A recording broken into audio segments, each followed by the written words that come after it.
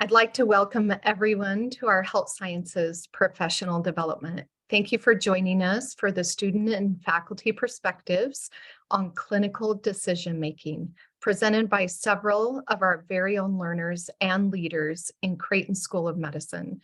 I'm Dr. Jessica Seaman, Assistant Dean for Faculty Development, and as you know, I always have a few housekeeping items before I introduce our speakers.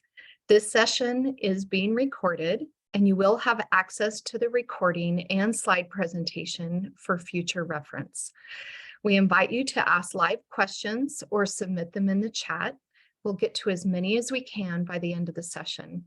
We do ask that you remain muted with video off unless asking a live question, just to assist with the recording.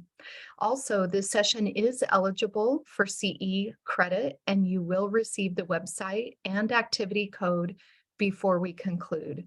There is a very short survey associated with the continuing education, and we do thank you in advance for providing feedback as we continue to bring you diverse and robust programming here at Creighton. Now to introduce our presenters today, all of them coming from Creighton School of Medicine and in no particular order. Dr. Cassie Eno is Assistant Dean for Evaluation and Analytics in Omaha. Rachel Jones is one of our Academic Success Consultants on the Phoenix campus. Dr. Kiely Madhavan is an Academic Success Consultant in Omaha. Dr. Mary Sinclair is Assistant Dean for Medical Education in Omaha. Dr. Jim Smith is a medical education professor in both Omaha and Phoenix. And McKayla Deisz and Marissa Mielke are second-year medical students in Creighton's Omaha program and student researchers on this team. So Jim, I believe you're going to be first. We're going to turn the time over to you. Thank you, Jessica. And Mary, if you could move to the next slide there. We have these disclosures. We appreciate the funding from the Center for Faculty Excellence and Faculty Development. And a special thanks to our students and faculty members that participated in interviews, and we'll talk about that in a little bit. The next slide is a brief overview of how this presentation will proceed. We'll have an introduction. We will talk about research results. We will talk about clinical decision-making in our new era curriculum at the School of Medicine. And then maybe ways, and this is where we really invite the audience to help us with this, ways in which we can improve clinical decision-making in our academic environment, both for us as teachers and for us as students. Now, the next slide is a graphic that really shows some of the complexity of the whole issue of clinical decision-making. We know, or at least agree on, a few things. Number one, clinical decision-making is a central and perhaps defining attribute of a successful physician. Expanding beyond that, though, and acknowledging the audience that we have includes other healthcare professionals in nursing, pharmacy, dental, OT and PT, and perhaps chaplaincy. The discussion for today really needs to be extended beyond the training of physicians, even though all of us are from the School of Medicine, and so that the topics that we talk about will be filtered through that academic environment. Now, there are some terms that are important to wrestle to the ground, and clinical decision-making is sometimes interchanged with clinical reasoning. And if you review the literature, you will see this right away. For purposes of this discussion, let's set these definitions. So clinical reasoning are those cognitive operations that allow physicians and other healthcare providers to observe, collect, and analyze information. So we would consider that clinical reasoning, and maybe the basis for which the action upon clinical reasoning is, in other words, clinical decision-making, which is the decisions that are made as a result of the physician's ability to observe, collect, and analyze information, but also takes into account the nuances of the circumstances and the circumstances of the care and the preferences of the patients and the families that physicians and other healthcare providers engage in. So the next slide is a figure meant to, give us pause, saying that although from a cognitive point of view, we may be able to come up with solutions, we may be able to come up with diagnoses and so forth, the complexity of clinical decision making, and the invisibility of this whole process just makes it very much of a challenge, and perhaps explains why this is poorly understood. The next slide actually perhaps clarifies this and maybe confuses us a little bit more. So for our learners, one way to consider clinical reasoning or clinical decision making, and this is so important for us at Creighton, is reflection, or through the lens of reflection. And in two broad categories, we can have reflection on action, such as when we do something, we evaluate what the outcome was or how we did it. A simple example is me driving to Creighton, to the campus today. It's a routine action. I've done it every day for over 10 years. And it doesn't require me to reflect on what I did and did I get here.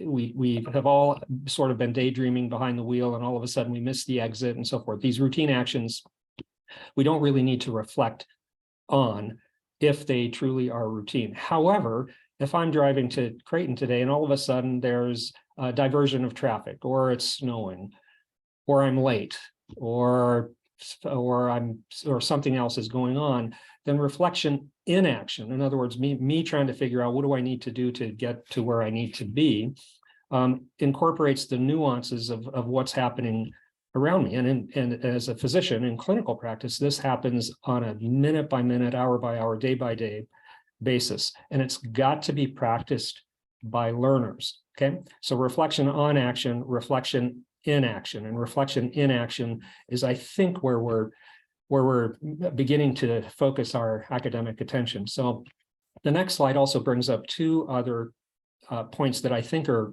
important for us to discuss. So we have in our clinical reasoning, case specificity. So think of this as the facts that we have collected about a patient in front of us, a patient population that we're dealing with, and we're aiming for public health improvement.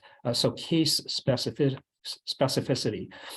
Context specificity, however, incorporates not just those facts, but the situativity, it's a new word for me, situativity of the way that those facts have been presented to us. And again, gets to the nuances of clinical reasoning and clinical decision-making. Learning is actually an example of situativity. We have active learning and we have identity formation. These are really, really important, and more so than the acquisition of general facts. On the next slide, we have just a very specific case to explain some of this, or maybe bring this to light. So I'm in obstetrics. A case may be of a 28-year-old patient at 24 weeks gestation. So this patient is pregnant with a headache and a blood pressure of 162/108 and 4+ protein. Now, the script and the map that we have for this is preeclampsia. And generally, I would expect a third-year clerkship student, so a third-year student, and certainly a resident in OBGYN, to recognize, okay, these are the facts of this presentation. This equals preeclampsia. The next slide, however, demonstrates some of the nuances that may pop up. What if this patient had a history of lupus? That may explain the hypertension and the 4+ protein. What if the patient had a history of migraines? Well, the blood pressure is elevated, but maybe the headache is related to migraines and not preeclampsia. The implications are huge in this situation. The next slide drills down what I think is really, really an important point. There is a difference between expertise and expert performance. And whereas clinical reasoning may be defining for expertise, that's necessary but insufficient in the practice of medicine. We need expert performance. We need that clinical reasoning to equate to very efficient, effective clinical decision making. So where do we stand with this at Creighton? On the next slide, what we know is that clinical reasoning and clinical decision making is really important in the formation of physicians and an effective physician workforce. What we are unsure about is how do we get there? How do we get to effective clinical reasoning and efficient clinical decision making? So I'm going to turn it over to McKayla and Marissa to explain what we have uncovered in investigation at the School of Medicine. Thanks, Dr. Smith. So we sent out a survey to the students and the faculty here, and these are some of the results that we got. So first, we asked them to rank the attributes of defining clinical decision making, and we found that students ranked teaching and learning and diagnostic reasoning higher than the faculty members, and the faculty ranked teamwork and collaboration higher. So perhaps there needs to be a higher emphasis placed on that teamwork and collaboration to the learning for our students. And then moving on, we asked the students and the faculty to define clinical making decision in their own words. And we just compiled all the answers for these, but I'm sorry, it's not loading for me, but oh, there it goes. So we found some major themes. People kind of organized their thoughts into two categories. It was either information utilized or process oriented. And the information utilized include things like lab testing, history, previous medical knowledge, where the process oriented was a little bit more about the actual decisions and integrating the pieces of that data and the evidence. But there was a lot of different definitions. So something that we're kind of seeing from this is that there needs to be a common definition of clinical decision making so that there are fewer discrepancies and it's easier for the students and faculty to understand what clinical decision making actually means. And I'm going to turn over to Marissa now to tell us a little bit more about the best and ideal ways that we learn clinical decision making. Thank you, McKayla. So the next questions we asked were, what was your best experience teaching or learning clinical decision making? And what in your words is the ideal way to learn or teach clinical decision making? Given that we wanted to be able to compare and contrast, we used the same codes to code the data from this. And we can see that the major themes we saw were setting. So discussion of where they best learned clinical decision-making strategies. And then there was a heavy emphasis on direct engagement, whether with the student directly or with the faculty directly. We saw that throughout all the answers. Going into the minor themes, we can see in the light gray boxes, those responses correspond with the best experiences, and the dark gray boxes are ideal. For the purpose of today's session, I'm going to highlight a few of the strategies. So for both the ideal and best experience, we saw overlap in the top three. There was a slightly different order, but the top three strategies that were consistently mentioned by both students and faculty were talking out loud, engaging in discussion about how to make the decision, practice with real patients, and then some autonomy of the student in their own ability to make the clinical decision making. So from this, we see that kind of having it directly working with the students, actively engaging them, and that walking through was something that was commonly expressed as a best way to learn clinical decision making or an ideal way to teach or learn it. The next question we asked them, if we can go to the next slide, was about what impedes clinical decision making. And in this one, we saw a lot of variabilities. So largely, they kind of fell into broad categories of there were issues with the learner, there were issues with faculty, there was an issue with the learning environment. But primarily, the biggest takeaway from this question was that time is an issue. Both students and faculty mentioned either spending too much time on didactic lectures or not having enough time in the clinical setting to be able to engage in learning or teaching clinical decision making. And so those are our responses from the qualitative survey. Dr. Madhavan, you are going to speak about the faculty focus groups. Sure. Thank you, Marissa. So at the end of the survey, there was an option for faculty to indicate whether or not they'd be willing to participate in focus groups, just to further explore some of the topics that Marissa and McKayla just discussed. We ended up with 4 focus group sessions. A total of 11 faculty members participated in those. I would think overall, we just discussed that clinical decision-making is hard to teach. So that's likely due to just the complexity of it, the different language we have surrounding decision-making. But I think a lot of the faculty just shared, perhaps their own struggles with this difference between what sometimes feels like clinical intuition and how that's different from kind of a very thought out, conscious process of clinical decision making. I think those of you that are familiar with Kahneman's book, Thinking Fast and Slow, that actually came up quite a bit in the focus groups. You know that we have mental shortcuts. So if you've been practicing medicine for years and years, that intuition is based on lots of experience. And the faculty were sharing that sometimes just feels like it's just that because it is. And I've been doing this for a long time, and that it can be difficult to try to slow down and teach learners that are in the very early stages of decision making. The other thing we discussed is that the challenge that students really are held accountable and tested on their knowledge of facts. And, that's the case for certainly the first couple years of medical school, and even extending into the 3rd year where they're primarily tested on knowledge of facts through shelf exams. That really flips once they get to residency. And there is some, not concern, but maybe this need to try to emphasize this more so that we're better preparing students when they enter the residency environment. Those faculty that were passionate about teaching this to students shared that, part of it's sometimes fun. You want to teach students that they need to show their work, right? It's not about just getting the right answer. We have to move away from medicine feeling like it's multiple choice and try to, teach learners that they also have a lot of learning in terms of solving problems and making decisions.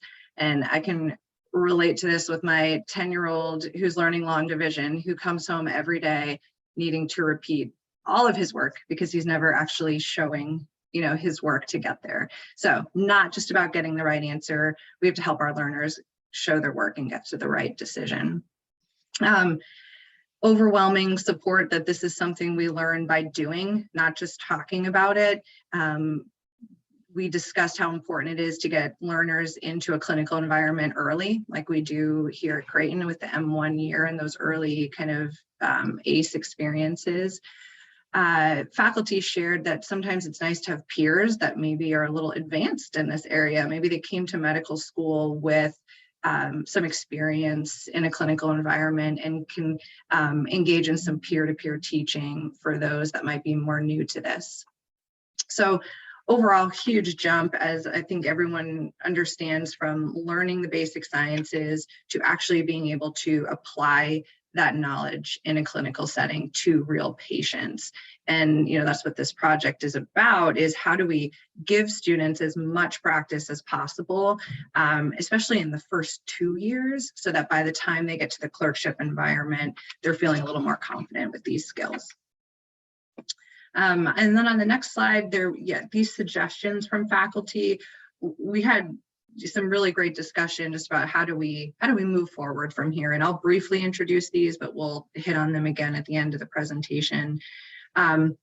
One thing was just, can we do better at improving faculty understanding of how clinical decision-making is taught within the curriculum? It became pretty clear, especially in my focus groups that were primarily individuals working with students in the 3rd year in the clerkship environment, that they really didn't know what students were learning the first couple of years, what exposure they had to clinical decision-making, and I guess where in that process students should be. So we can certainly do that. That sounds like almost one of the easiest fixes. I think also just flipping things a little bit, McKayla and Marissa touched on this, is can we just emphasize more to our learners that a big part of their education is learning how to think. They're not just here to learn lots of information, although they have to do that as well. But a big part of their education from when they first get here and they first jump into their first team-based learning, case-based learning activity is that they're here to learn how to think. The last two, I think, this is where we could use a lot of assistance, but in a perfect world, we have milestones for each year when it comes to decision making. At the end of the M1 year, what should a student be able to display in terms of their decision making? And, what can a proficient M2 be able to do in terms of their decision making, and so on.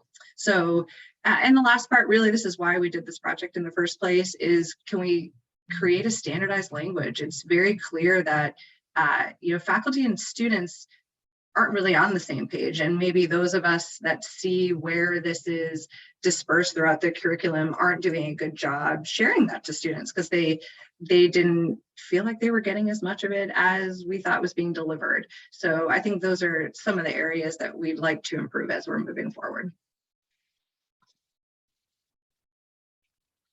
And then I think just to start that, really, Mary is going to touch on just improving all of our understanding of where decision-making is within the curriculum currently. Right. So one of the things that became evident through this research project was that we have not been very explicit within the curriculum to indicate to students they are learning clinical decision-making. As Kiely mentioned, all of their team-based learning and case-based learning experiences are teaching them how to make clinical decisions. So there are multiple points in the School of Medicine curriculum for student exposure, clinical skills and experiences in the simulation center, interviewing skills, ambulatory clinical experience, early hospital experience. All of these situations are places where students are exposed to clinical decision-making. Medical humanities, ethics, evidence-based medicine cases, and discussion in all of these tracks within the integrated curriculum are points of exposure as well. Interactive didactics and case examples during lectures also show how decisions are made during the in the clinic. We have clinical faculty, we have basic science faculty who talk about the importance of some of the concepts and how they need to understand these to make decisions, and they give examples of decisions. One of the largest points of exposure would be probably the CBL, the case-based learning, team-based learning activities that the students are exposed to. Well, currently beginning during their orientation week prior to actually starting medical school, we've developed a CBL TBL module for orientation to actually tell the students how they will be learning, and clinical decision making is included in that.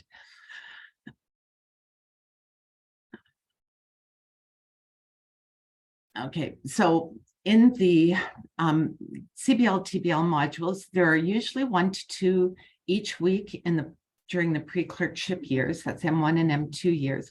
The cases are clinical vignettes that guide the students through a physician-patient interaction from patient presentation to patient outcome or to the outcome of the case. The cases are narratives. The students work together through these in their teams. They're intended to take the time to talk and help each other learn through decisions that they're being asked to make over about a 2-hour period. They make these clinical decisions in a stepwise process through observation, examination, and testing in order to ultimately reach a differential diagnosis, develop a treatment plan, and see the results. We have an epilogue at the end of all of the cases. So the students see the outcome. this is one point where students are making the decisions. And as I said, we do this, their first opportunity to be exposed to this is during orientation week. We have not been explicit about what it is they are actually doing as they work their way through the cases.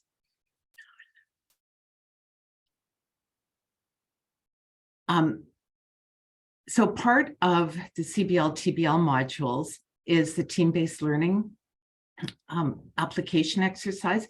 And there are team-based learning activities interspersed throughout the curriculum, not just associated with cases. So we do a lot of team-based learning in the first 2 years of medical school. The application exercises provide an opportunity for students to expand their learning from the case by interacting with their teammates, solving novel scenarios, making decisions based on those, and then discussing those with the class as a whole. The student teams rely on preparatory information to guide the decisions that they've been making. And the structure of these exercises requires that teams articulate their thinking and gives the teams the opportunity to evaluate their own reasoning. This is both individually and as a team. Why do we think this? When confronted with different decisions that other teams make. So they hear explicitly how other teams have made their decisions, how they came to the decisions they made. And most importantly, they learn that there might be one best decision, but not all of the teams will come to the same single best decision. That is a point that we need to emphasize as well. Students, as was mentioned previously, they like to have solid answers. Step one, for example, requires them to make decisions, and there's one correct answer. Clinical decision-making shows that there isn't always a single correct answer. Now, Rachel is going to talk about where the students should be at the start of their M3 year, what clinical preceptors can expect from the incoming M3 students.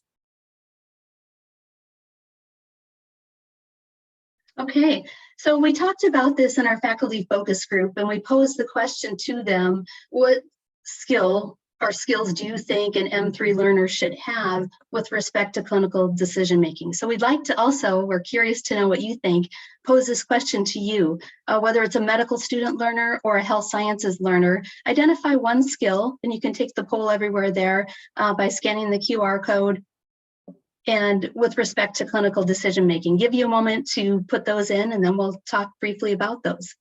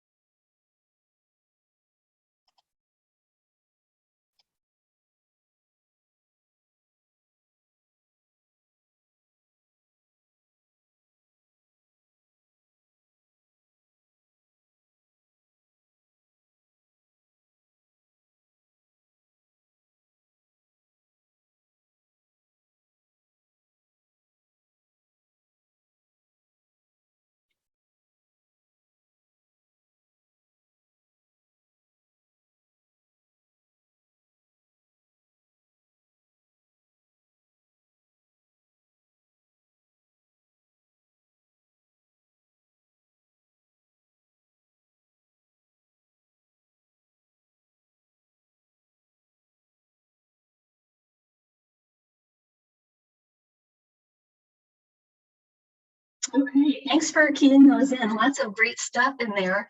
We did see a lot of varied answers from the faculty and the focus groups as well. A couple things in the chat. Oh, that's Jessica. Okay, time management, interviewing information. Yeah, all of these good nuggets. And so people have different perspectives, students and faculty, of what should be, you should be able to know by the end of third year. So moving on to, thank you for those, the next slide, and thinking a little bit about, oh, we're still getting some answers in there. Awesome. Okay.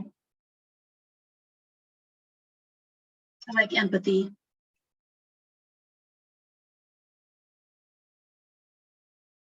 All right, Mary, want to go on to, thank you very much.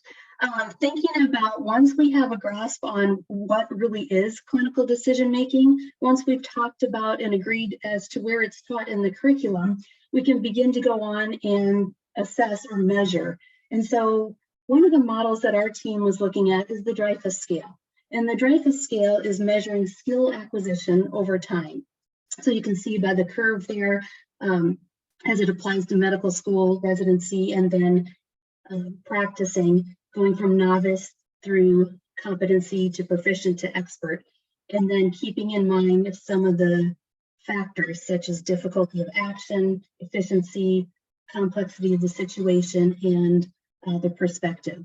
So that's just one model. If you can think of a model that you are currently using, you've tried in the past, or something you would anticipate that would work well with assessing skill proficiency as it relates to clinical decision making, you can put it in the chat. We can also talk a little bit at the end in the Q&A if you want to bring up that information then.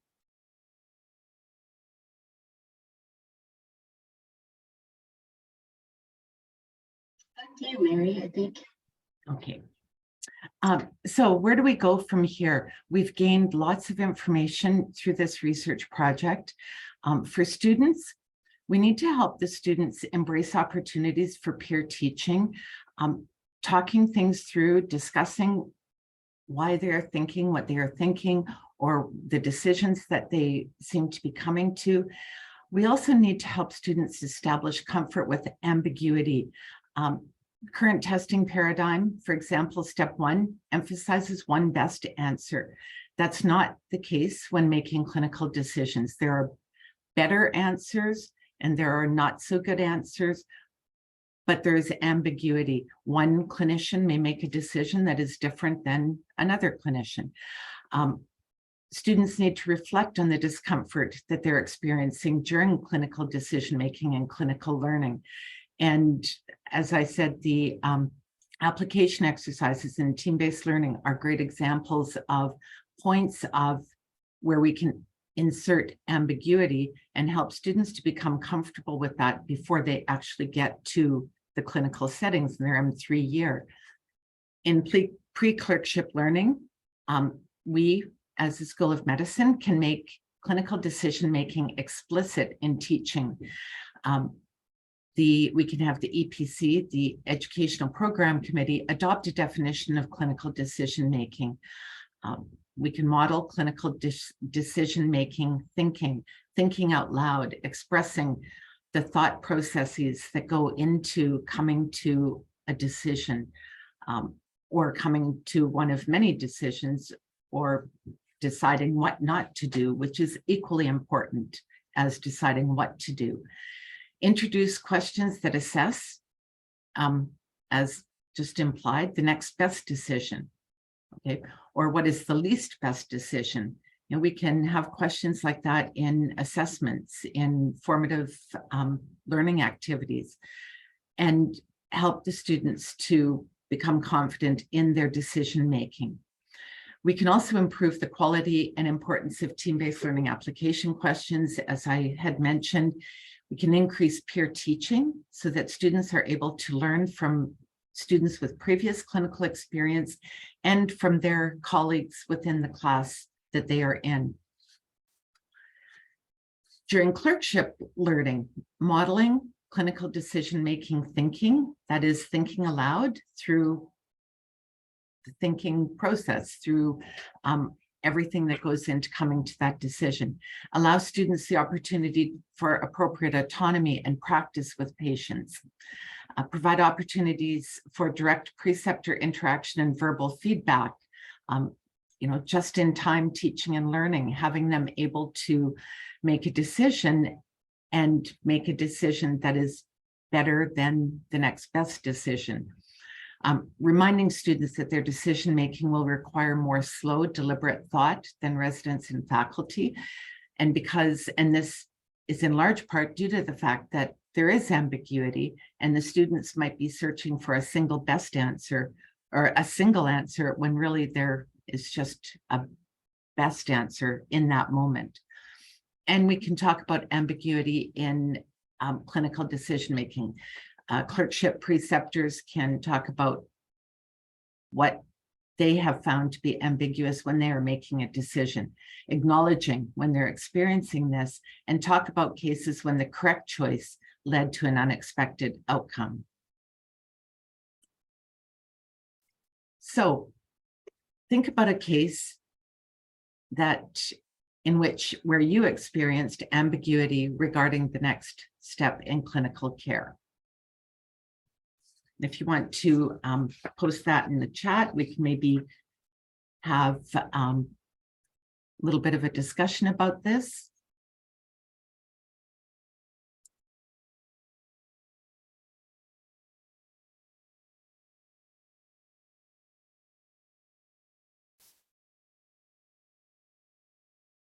All right, and the next, or the last. Okay, so helpful readings in clinical decision-making, thinking fast and slow. Dr. Madhavan talked about that, and teaching clinical decision-making, also a great resource.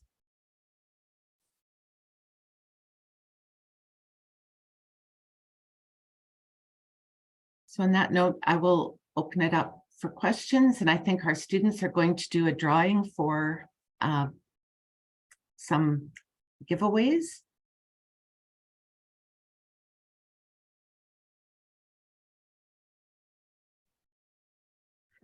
I believe the giveaways are these two books right here, and we have over 20 books to give away. And it doesn't matter if you're in Phoenix or in Omaha, we will get those to you. But they will be for thinking fast and slow and teaching clinical decision making. And we will get those books out to the participants that have been drawn. We have over 20 to give away, and we'll do a random drawing after we get our list of participants. And just want to again acknowledge a thank you to the Center for Faculty Excellence that funded our grant and also funded the books that we were able to share as a resource. Excellent. And we do have a comment in the chat. If you can see that one, Mary, one that Yes. situation you may want to talk about. Okay, so thinking about a case in which you experienced ambiguity regarding the next step in clinical care, one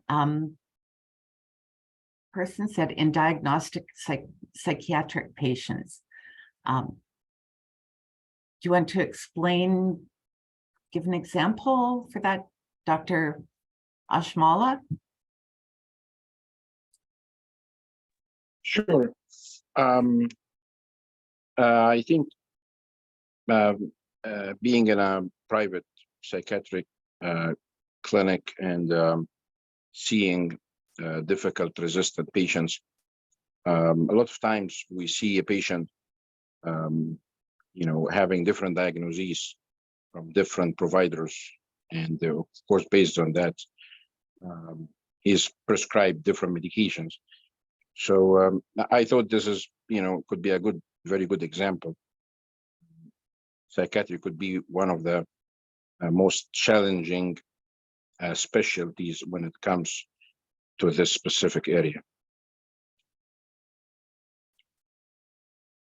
Right, and is that in part because different physicians have experience with some treatment plans over another, and so they make a decision one way? And how would that be made explicit to the students, or how could that be made explicit to psychiatric clerkship students, for example? I think different prescriptions, different level of providers. Of course, if the patient has more than one hospitalization, he can notice there is different diagnoses and different treatment thinking process, assessment and management. So I think it's a good example. That is a really good example. Thank you for sharing that. Does anyone have other examples? What about students? Have you experienced periods of ambiguity in decision-making? Or have you learned to experience ambiguity in decision-making?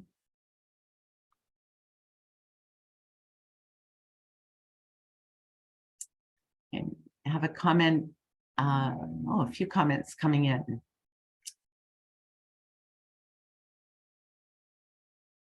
How do you recommend practitioners balance their busy workload with the demands of CDM teaching when they have students? Does anybody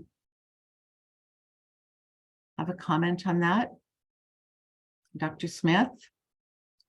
You've been in that situation. You've worked with students and had to make clinical decisions in guiding students.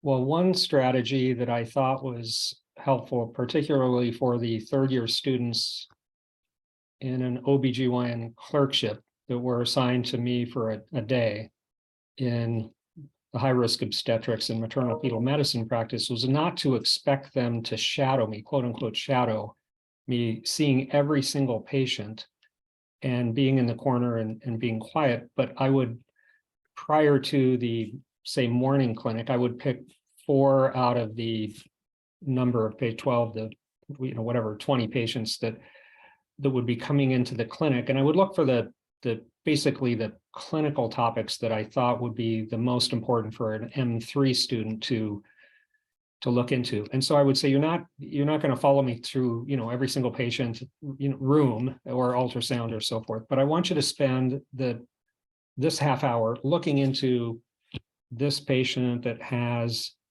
this condition complicating pregnancy. And then we'll go in and see this patient together, and I'll spend a little extra time with the patient and the student in the room, and then would walk out and I'd go see as many other patients as I could efficiently and effectively, while the student would look into the next patient that would be maybe the third or fourth patient in line.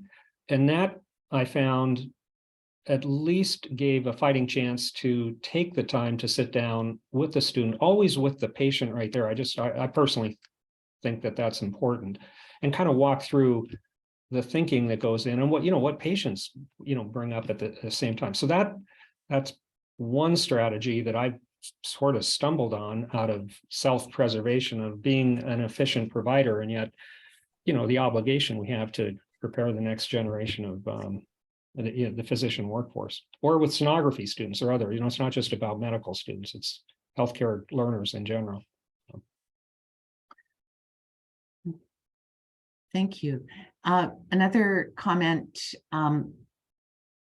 from Dr. West. Can you comment on how difficult it is to get students to start thinking out loud or to share their ideas when nearly everyone in their age group is used to only talking online or by texting? We're dealing with students who are online learners and trying to get them to make a complete change in their communication style.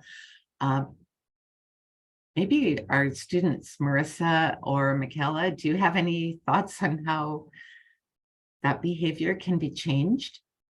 I think it's so variable by student. So I am an older, non-traditional, not straight from medical school. So I worked for a few years in a clinical setting. So I know capitalizing on their past experiences can be helpful, but modeling it. So tying the 2 points together, another strategy that's been really helpful for me going into ACE is that's my first experience in a clinic as a medical student.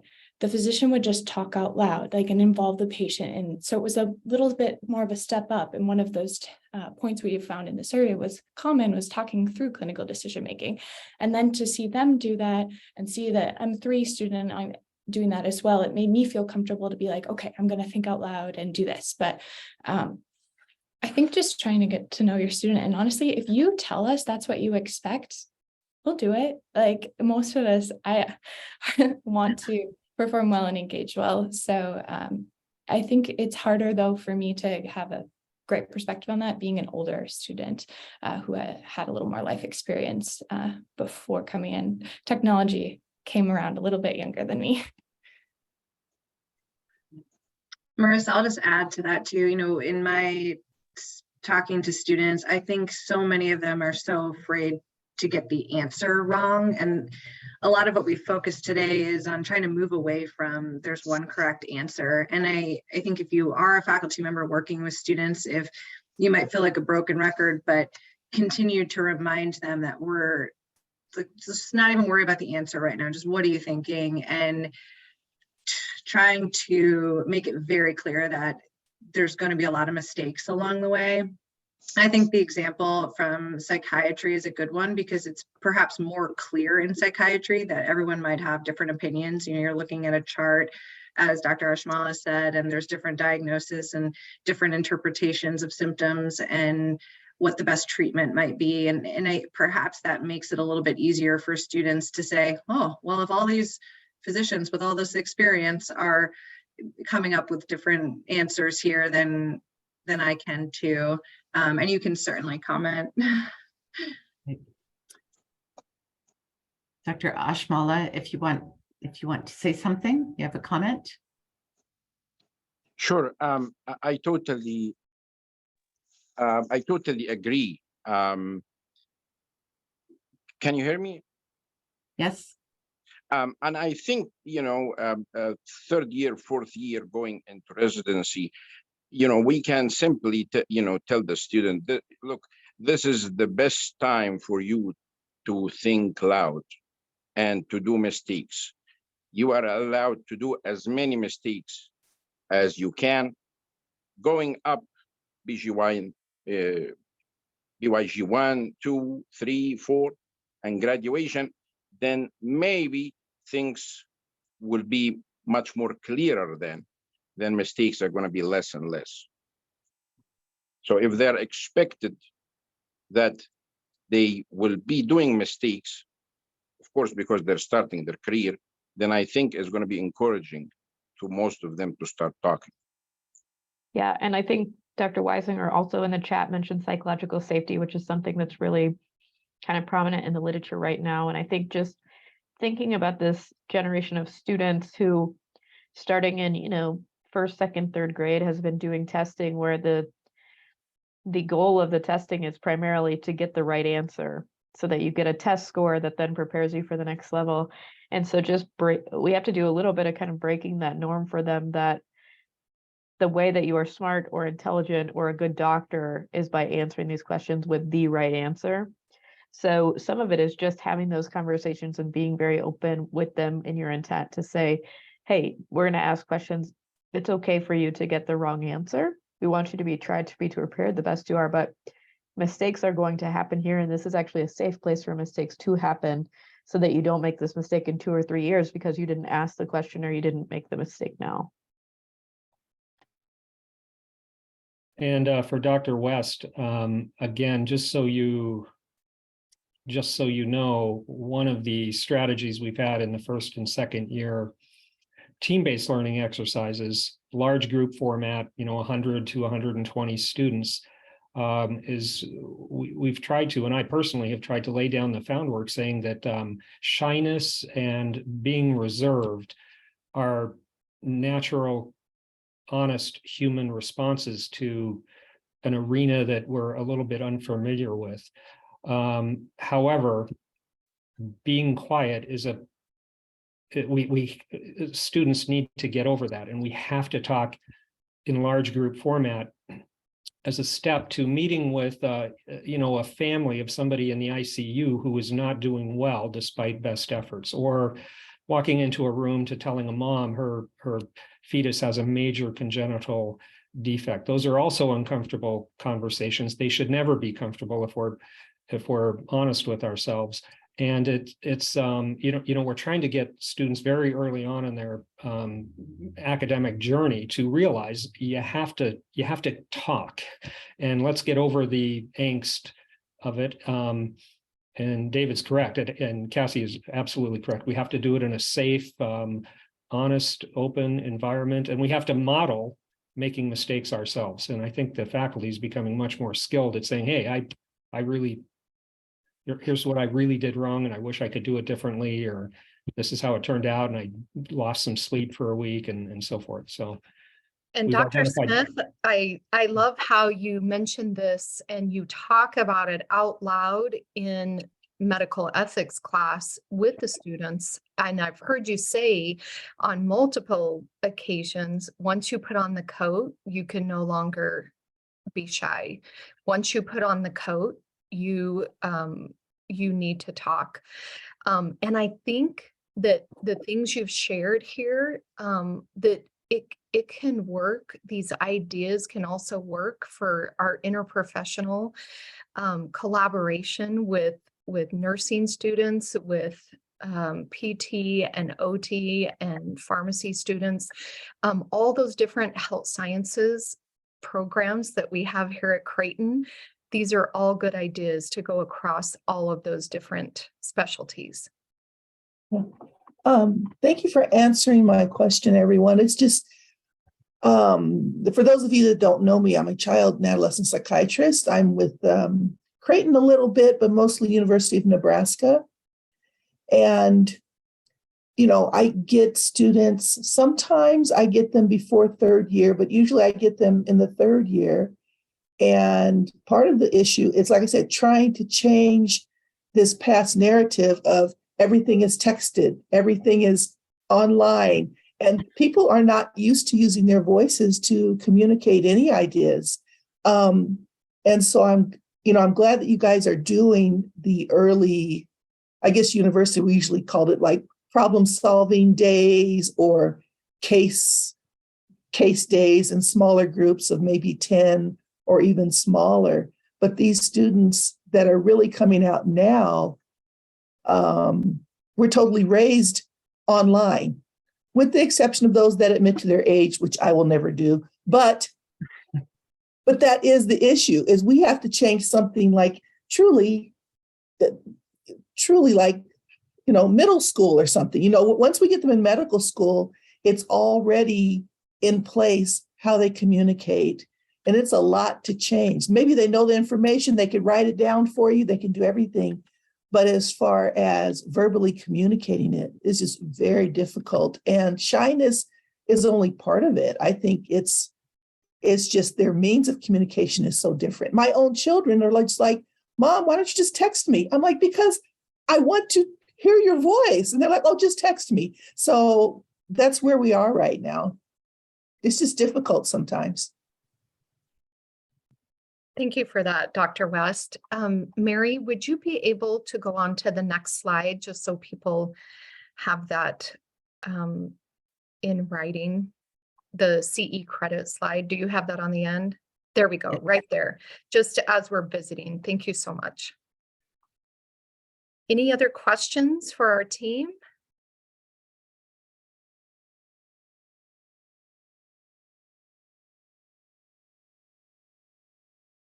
If we don't have any questions, then I just want to thank again our entire research team for, first of all, doing the research and then talking to us about it and how we might be able to help students and help learners, no matter what our program is. I know it was specific to School of Medicine, but we really appreciate that we work so collaboratively with all the different programs.